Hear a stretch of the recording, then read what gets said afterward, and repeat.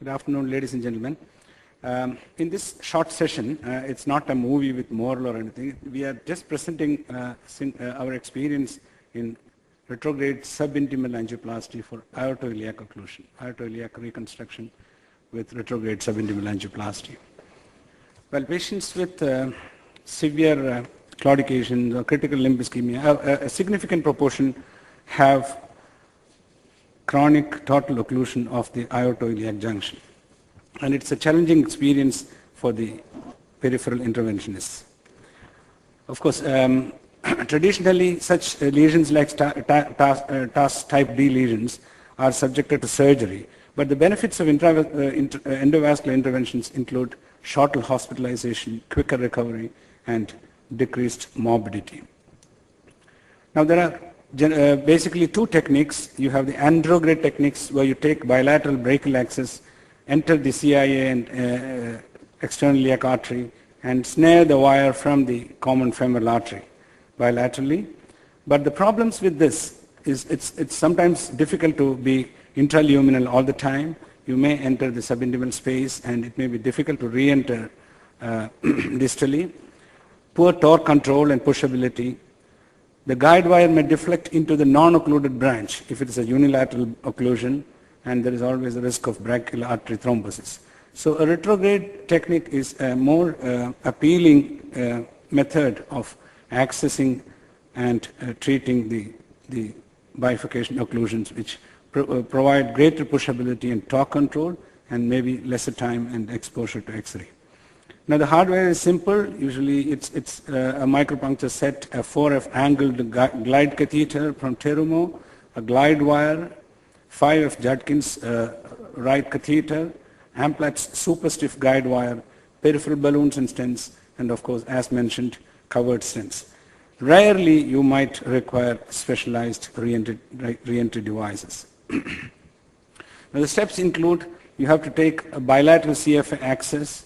Even though it's a unilateral lesion, it's better to take a bilateral CFA access because you may cause a carina shift and compromise of the opposite artery. The subintimal entry and dissection is the next step. You make a loop with the wire, advancing the wire up against the occlusion. The stiff part of the wire should be at the apex of the loop. Then advance the wire and catheter in combination as a dissecting tool. The step 3 is the most important thing, that is the re-entry into the true lumen. Now you have to stop short of the proximal end of the occlusion. Don't dissect too much beyond, because if you dissect too much, you raise a flap and it may be difficult to re-enter in the correct position. Replace the glide catheter with a JR catheter. That's the next important thing, because you need to look at the lumen. Rotate the catheter so that the tip faces the lumen in both AP and lateral projections, and then puncture the intima. Many a time you will be able to puncture the intima with the soft end of the glide wire. But if it fails because of thick wall or calcium, you can use the stiff end of the glide wire or stiff end of the coronary wire. And very rarely you may need to use special devices like Outback catheter or Pioneer device. Now, once you enter the true lumen, you follow it with the catheter and then check the intraluminal position. This is also a very important point. You have to check the intraluminal position with the catheter, and then once you have checked this, you place the stiff Amplatz wire right up in the thoracic aorta. Then the step 5 is the dilatation of the entry and re-entry sites, and then deploy the stents. Now it's very important not to miss the true lumen. You have to stent from lumen to lumen. If you stop short in either direction, you may end up with a stent within the subintimal tract. Then you post-dilate singly or by kissing balloon, and then do the check angio. So these are the essential steps in the subintimal angioplasty. Now I will go through a few cases, 1 or 2 cases, just to show how it is being done. This is the diagnostic angio. Unfortunately, it is not working.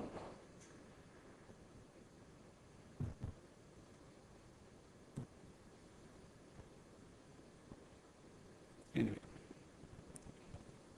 can you help?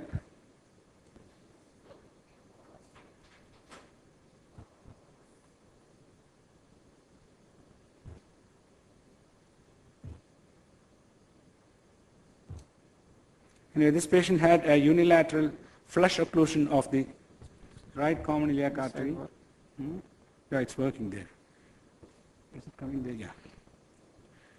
Flush occlusion of the right common iliac artery with a reformation at the external iliac artery. Now first the axis is taken. You have to check the axis, and then bilaterally sheaths are placed.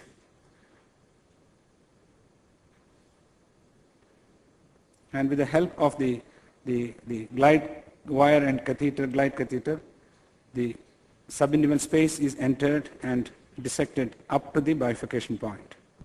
Now once you reach the bifurcation point, you remove the wire and check the subintimal position. So this shows the subintimal position of the catheter. And once you reach the subintimal position, you change the catheter. The glide catheter is changed over to the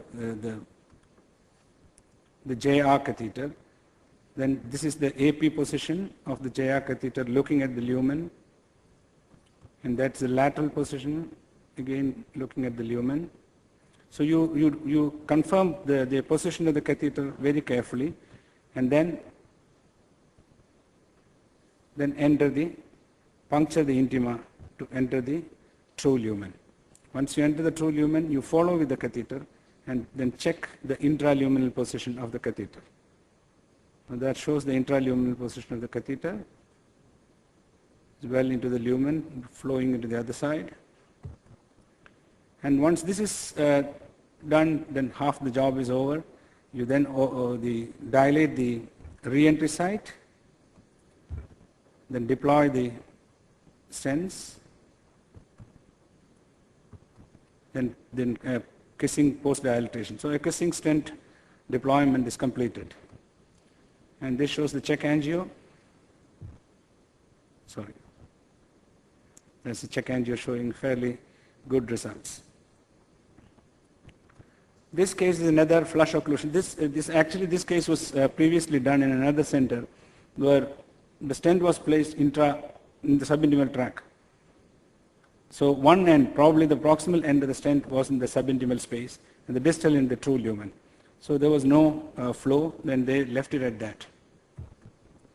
So again the dissection was done with the loop and the catheter through the stent and then entered the subintimal space.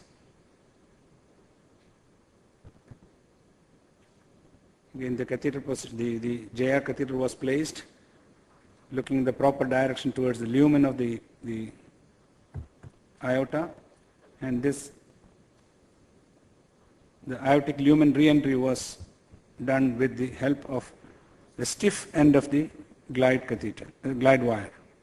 So this is puncturing the intima with the stiff end of the glide wire. And once that is done, the lumen was checked with the catheter, and then the pre-dilatation, that's the entry point showing the waist, and then a longer stent was deployed, shows a very good result. Very rarely we may have to use special devices, like in this case. This is one of the earlier cases that we have done.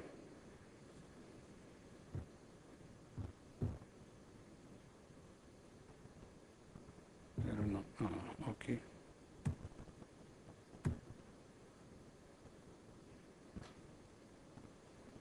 This is one of the earlier cases that, sorry, what is happening?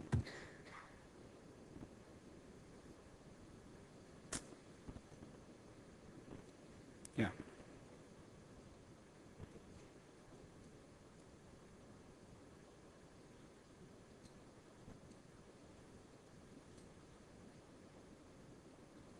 I don't know, this is different. Can you operate it from there?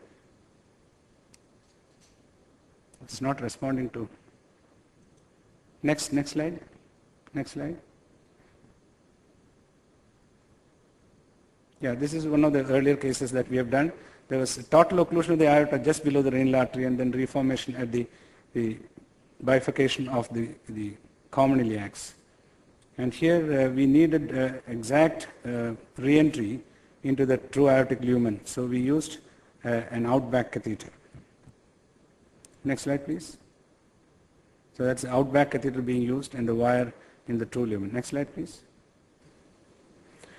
So our experience shows that we during the past 2.5 years or so, we have done about 21 cases of aortoiliac plasty, of which 13 were total occlusions. And we used subintimal plasty in 11 cases with a follow-up angio of about 10 cases. Next slide, please. So the mean age was 54.5. Many were diabetics and hypertensive. Many were very symptomatic, mostly Fontaine 2B. Majority of cases had coronary artery disease. Biiliac total occlusion was present in 6 patients. And significant terminal aortic narrowing or occlusion was present in 5 cases. Mean lesion length was 5.1 centimeters. The axis was always retrograde, and re-entry was achieved with the soft end of the terumo wire in 4 cases and stiff end in 5 cases. And procedural success was 100%. Next slide, please. We had a follow-up of 10 patients, a mean follow-up of 2 months to 24 months, with a mean of 7.4 months. 1 patient died 6 months later with myocardial infarction. 1 had a unilateral total occlusion, and 1 had a restenosis in the aortoiliac junction. All others had good flow with asymptomatic status. Next slide, please. Next. That's it. So those are the follow-up angios. Next. And those 2 are the back with restenosis. One with the partial restenosis on the left side, the other total occlusion on the right side. Next slide, please. So the literature shows that most of the studies have shown that there is a reasonably good primary patency rate and secondary patency rate. And the short and mid-term results are quite gratifying. Next slide, please. So to summarize, subintimal angioplasty for total aortoiliac occlusion is fairly safe and effective. We didn't have many complications, only a few cases of thrombosis of the stent. No rupture, no mortality. And it's probably having less morbidity and mortality compared to surgical procedures. Re-entry to true lumen can be accomplished in most cases with simple devices like the soft or stiff end of the terumo glide wire. And reasonably good short and mid-term results can be, and patency rates can be expected. Next slide. Thank you for the kind attention. Thank you, Dr. Krishnan, for your nice presentation. You do these femoral punctures under Doppler guidance, or when there is a iliac block, you don't find a palpable femoral artery? Yeah, we usually follow with the fluoro-guided puncture. Usually there is the artery will be seen there, so you can keep it side by side and then do the puncture at the site. And the medial third of the femoral head is the usual. It generally works. We don't use Doppler. Okay, if you don't find your wire is going in the true lumen by any means, by any wire guided catheter, then what is your option? Re-entry? Yes. You can use the special devices. We have an outback catheter, but we seldom use it. Okay. We have never had this problem, but it could happen. It could happen. Now, if it happens, and if you cannot enter, it doesn't matter. It's not going to do any harm, generally. Okay. Yeah, there is just one thing I would add here. You know, there's a very simple trick. What you can do is, as I mentioned a while ago, you take an angled catheter, and when you get to the proximal, it's best when you come down from above into the occlusion if you have a stump there. If you don't, it can work retrograde way also. When you get to the stump, take out the soft end and use the hard end of terumo. So the moment the hard end of terumo goes into the angle part of the catheter, it generally straightens. And this hard end takes the softest portion of the cap of thrombus. And if you advance carefully, you will cross the lesion transluminally. This works wonderfully in this fem-pop segment, and it also works many times in the common iliac artery. Then you can avoid going subintimal, and once you get to the aortic bifurcation, advance the catheter and change to soft end again, and then complete the procedure. No, but once you pierce the cap, the proximal cap, can you change over to the softer? I don't, because I don't trust. You don't know when where you go subintimal again. You got a terumo hard end is very good to use if you use carefully.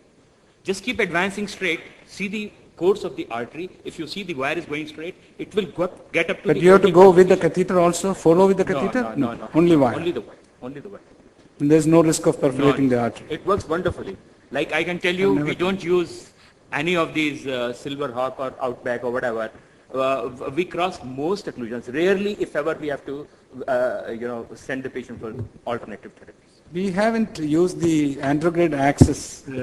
You can go up from brachial also. If you have a small stump, it is a very simple matter because then you lodge the catheter, the Picard or the multipurpose in the proximal stump and then advance the wire straight. Okay, I'm sorry, Mr. Chairman, we have totally run out of time for the proceedings of this session. I'd like to thank Professor Krishnan